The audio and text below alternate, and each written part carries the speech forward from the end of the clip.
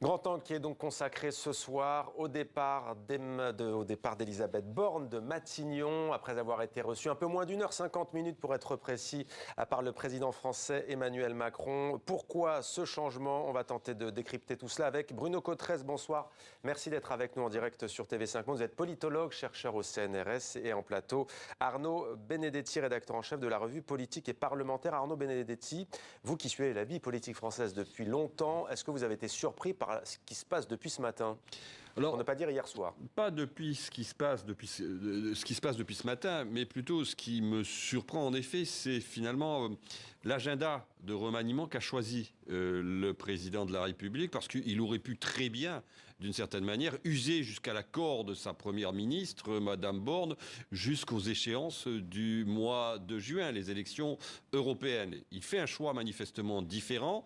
Ce choix manifestement différent, comment faut-il l'interpréter? C'est vraisemblablement la volonté pour le président de la République de tourner la page d'une année qui a été difficile sur le plan parlementaire, notamment avec l'adoption dans les conditions que l'on sait du texte sur l'immigration, et l'idée de pouvoir relancer son quinquennat à échéance des élections européennes dont on sait qu'elles seront difficiles pour la majorité, en tout cas si l'on en croit les sondages. Donc on peut imaginer que le premier ou la première ministre qu'il nommera dans les heures ou dans les minutes qui viennent sera aussi un Premier ministre de combat pour aussi d'une certaine manière impulser la ligne directrice de cette campagne européenne. Alors le nom de son successeur sera-t-il annoncé ce soir? On ne le sait pas. En attendant, un communiqué de l'Élysée annonce qu'Elisabeth Borne assure les affaires courantes donc de ce gouvernement. Bruno Cotresse, vous aussi vous attendiez à un remaniement plutôt en juillet comme Arnaud Benedetti? Depuis en tout cas plusieurs semaines, les 2 ou 3 dernières semaines en particulier, on voyait bien quand même que ça serait fait avant. Il y avait quand même un certain nombre de signaux. Moi, j'ai trouvé que l'hommage qui était rendu à la Première ministre lors des vœux présidentiels était vraiment un service minimum. Il avait eu une phrase pour dire que la Première ministre n'avait pas démérité, mais on voyait que quelque chose était en train de se tramer du point de vue du chef de l'État.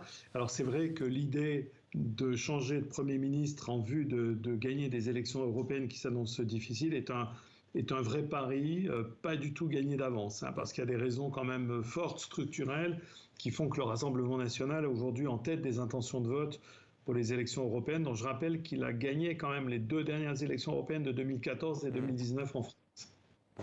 Arnaud Benedetti, tout de même, le scénario, ce à quoi on assiste depuis des heures, pourquoi est-ce qu'il y a autant de rumeurs? Pourquoi est-ce que clairement Emmanuel Macron ne dit pas, voilà, j'ai choisi un tel ou un tel? Il y a plusieurs noms qui circulent, notamment celui de Gabriel Attal, mais aussi Sébastien Lecornu, Julien de Normandie également. Pourquoi ne pas dire aux Françaises et aux Français, voilà? Il y a 2 raisons, à mon avis. La première raison, il y a une pratique d'Emmanuel Macron dans les remaniements qui est toujours une pratique où il laisse filtrer l'idée d'avoir plusieurs fers au feu et plusieurs hypothèses. Ça avait été le cas, il faut s'en souvenir, lorsque Édouard Philippe avait démissionné et lorsque Jean Castex avait été nommé, d'ailleurs à la surprise générale. Ça avait été également le cas lors de la nomination de Madame Borne, qui n'était d'ailleurs pas le premier choix, il faut s'en souvenir, du président de la République, qui plutôt voulait nommer une personnalité issue des rangs de LR, ou anciennement issue des rangs de LR. Donc il y a cette pratique très spécifique.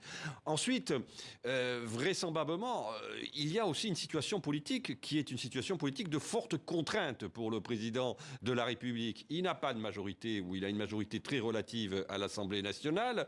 Il n'a pas, pour filer la métaphore sportive, si vous voulez, un banc de touche qui lui permet vraisemblablement d'aller très rapidement dans le choix d'un Premier ministre. Donc toutes ces contraintes font qu'aujourd'hui, on se retrouve avec ce scénario qui donne un scénario parfois un peu erratique, avec beaucoup de supputations avant que la fumée blanche se projette dans le ciel. Et justement, c'est toute la question, Bruno Cotresse. Le président français lui-même, sait-il où il va dans ce 2e quinquennat? L'idée, c'est d'impulser un nouveau souffle. Sait-il où il va?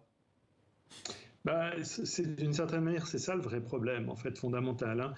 Et sans aucun doute que c'est peut-être pour répondre à cette question que le choix du Premier ministre va se porter sur telle ou telle personne. Mais vous voyez que c'est un peu paradoxal, c'est-à-dire que si, au fond, c'est par le choix d'un Premier ministre que le chef de l'État doit affirmer le cap de son mandat, on voit que c'est presque si on jouait à front renversé. Mais l'idée, c'est d'aller vers la gauche ou de mettre la barre à droite, de mettre la barre à gauche. Si on prend Gabriel Attal, on sait qu'il vient plutôt de la gauche. S'il met par exemple Bruno Le Maire, c'est pas la même affaire. Oui, mais vous savez, depuis 2017, il y a maintenant presque 7 années qui se sont écoulées, et je ne suis pas sûr que les électeurs de centre-gauche ou de centre-droit maintenant en viennent à décoder que telle personnalité issue des rangs de la Macronie viendrait, il y a une dizaine d'années, de la gauche ou de la droite. On voit que là, c'est devenu beaucoup plus compliqué pour le chef de l'État. Il s'agit surtout d'essayer de trouver une majorité à l'Assemblée nationale qui lui fait défaut. Est-ce qu'une personnalité autre qu'Elisabeth Borne parviendrait davantage à dialoguer avec les formations politiques de centre-gauche et de centre-droit pour faire cette majorité? Là, on n'en a absolument aucune idée, mais c'est sûr que c'est le problème numéro 1 du chef de l'État. Alors, il y a ce qui se dit officiellement, notamment dans anciennement Twitter, désormais X. Emmanuel Macron remercie Arnaud Benedetti et Elisabeth Borne pour son travail exemplaire, je cite, au service de la nation.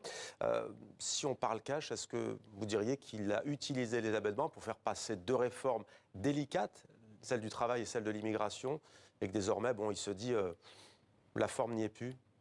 Oui, peut-être, mais si vous voulez, Madame Borne n'a pas démérité au regard justement de la feuille de route qui était la sienne et surtout au regard de l'équation parlementaire qui est une équation parlementaire particulièrement contrainte à l'Assemblée nationale.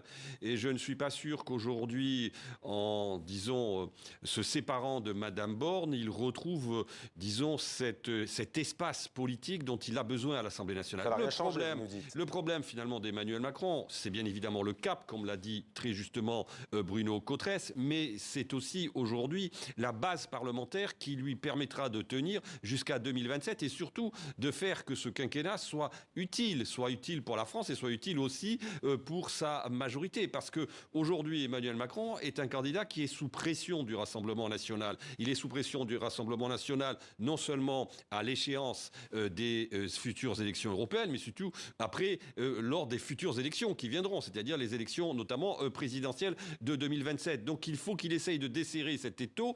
Le problème, pour desserrer l'étau à un moment donné, il lui faudra un bilan, il lui faudra également une dynamique qui soit une dynamique qui, sur le plan électoral, permette d'inverser l'opinion. Ça fait deux paramètres qui sont deux paramètres pas évidents à trouver.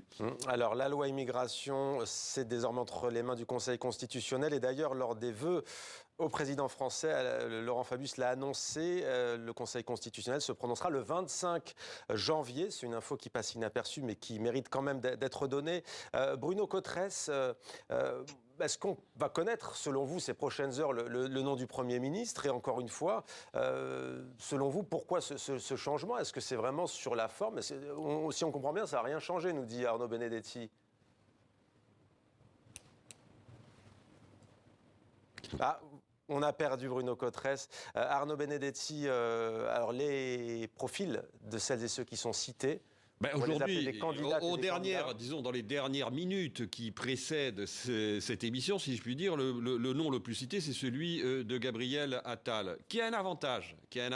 D'abord, c'est un avantage en termes de jeunesse. Il affiche la jeunesse d'un Premier ministre qui serait, pour le coup, le plus jeune Premier ministre nommé à Matignon sous la Ve République, bien avant même Laurent Fabius, qui avait été nommé à 37 ans, Monsieur Attal à 34 ans. Et ensuite, c'est un avantage, c'est qu'en effet, vous l'avez rappelé, il vient de la gauche, il fait partie de la Macronie historique, mais en même temps, il a triangulé fortement à droite. Donc, si vous voulez, il a ces trois paramètres qui sont importants. Venant de la gauche, ça veut dire quoi? C'est-à-dire que c'est quelqu'un qui a pris des positions, notamment depuis qu'il est ministre de l'Éducation nationale, qui plaisent en tout cas à une partie de l'électorat de droite, comparativement à ce qu'avait fait son prédécesseur, M. Pape Ndiaye. Donc, on voit là qu'on a un profil qui peut, en effet, satisfaire plusieurs segments. Une partie de la gauche, du centre-gauche, une partie de la Macronie, qui est la Macronie originelle et historique, celle qui est née en 2017, et une partie éventuellement de la droite. Mais ça reste quand même, si vous voulez, plutôt aujourd'hui, un coup de communication, parce que sur le fond, en effet, encore une fois, Bruno Cotresse a particulièrement raison, les tendances de fond sont lourdes et vont être très compliquées à inverser. Bruno Cotresse, on vous a retrouvé. Est-ce que ce n'est pas risqué aussi? On en est loin d'être là. D'ailleurs, Gabriel Attal a retweeté tout à l'heure un texte disant qu'il était au travail, pas plus tard que ce matin. Au moment où on apprend, et ce n'est pas nouveau, que les élèves français ont un très mauvais niveau, qu'il y a la question du harcèlement, lui-même en a été victime d'ailleurs, Gabriel Attal. Est-ce que l'enlever de l'éducation nationale, c'est pas justement montrer que finalement on n'a pas de doctrine, de colonne vertébrale politique dans ce quinquennat et ce deuxième quinquennat? Voilà un des points qu'il va falloir suivre de très près sur la composition du gouvernement, sur l'intitulé des ministères. Est-ce qu'Emmanuel Macron va souhaiter nous expliquer que si ça devait être Gabriel Attal, ça voudrait dire que la question, au fond, à la fois de l'autorité à l'école, la question du renouveau de notre modèle scolaire, est-ce que ça va être une des épines dorsales de la deuxième partie du mandat d'Emmanuel Macron, ou est-ce que ça va être un peu plus large, la question peut-être aussi du renouveau du service public, de la modernisation du service public? On sait que le chef de l'État, c'est quand même un peu un de ses thèmes fondamentaux de départ, que Gabriel Attal est particulièrement en phase sur cette question, donc il va falloir suivre de très près justement qui, dans ce cas-là, serait nommé ministre de l'Éducation nationale, et peut-être aussi les intitulés des départements ministériels.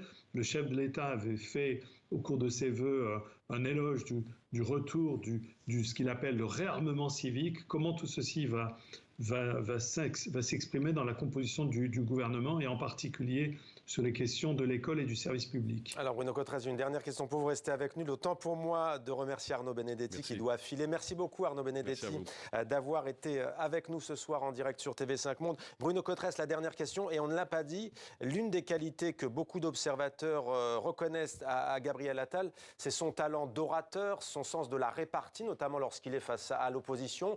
Si, et je dis bien si et seulement si, il venait à être nommé ce soir, ces prochaines heures à Matignon, ce serait un Premier ministre de campagne électorale? Oui, on sait que c'est son tempérament. C'est vrai que le ministre de l'Éducation nationale, très vite, dès 2017-2018, s'affirme comme quelqu'un qui a une très bonne capacité à débattre. On disait qu'il y avait même un aspect un peu de tueur dans les débats. Effectivement, il a un franc-parler qui est l'une de ses caractéristiques. Il affiche très fortement ses idées. Et donc, évidemment, il serait sans aucun doute chargé de cette mission, de s'impliquer fortement et de mouiller le maillot pour la campagne des européennes, parce que pour Emmanuel Macron, perdre une deuxième fois consécutive les élections européennes après celle de 2019 face au Rassemblement national, c'est vrai que pour Emmanuel Macron, l'européen, ça serait un message très, très mauvais. Merci beaucoup Bruno Cotrez d'avoir été avec nous dans 64 minutes et en direct sur TV5 Monde. Merci pour votre analyse.